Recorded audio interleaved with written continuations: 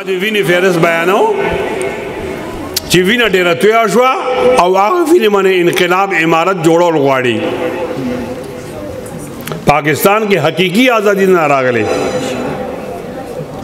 پاکستان کې یو ډېر زیات جبر دی. زمونږ ججان دي نو هغه فوجیانو نه یریږي.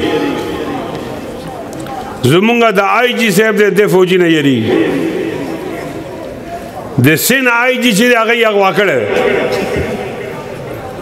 سیاسی جماعتونه د هغې نوم نه اخلي، ګول مول نوم اخلي، اسټیبلشمنټ. یو ډي پي او چې تبدیلیږي، یو ډي ایس پي، نو اول د ایم آی نه چټ اخلي بیا بدلیږي.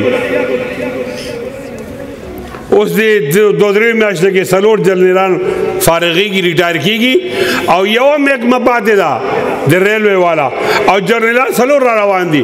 ټول جنرالان محکمو باندې ناست دي، د هغې مکمله قبضه ده.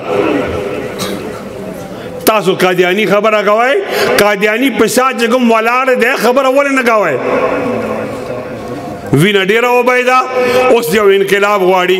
انشاءالله مدرسې بنیاد باندې انقلاب راځي او دا انقلاب به د حیا بنیاد باندې راځي، د قرآن بنیاد باندې راځي، دا به نبی علیه السلام په بنیاد باندې راځي او دا به د الله په بنیاد راځي. دا به څوک راولي؟ دا به دا مجمع راولي وایي انشاءالله. نن د ابراهیم تلاش دی ځکه نمرود راغلی دی.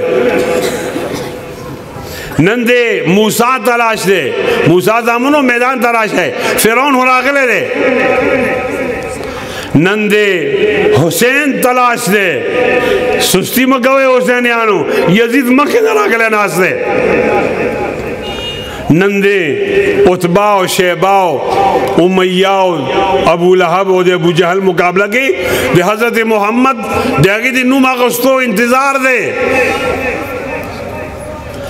ډیر زیات خلق موجوده سسٹم میں تنگ دے، دلتا غلا دا، دلتا کرپشن دے، غلط خلق احترام القاب وائی، دلتا میرٹ نشتا.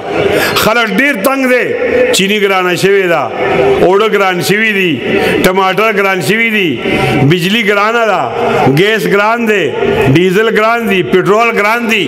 خلق ډیر زیات تنگ دے. نن انقلاب لپاره چې کومه ځمکه جوړه ده دا دینه مخکې جوړه نه وه. لگ ہمت بگاؤ انشاءاللہ.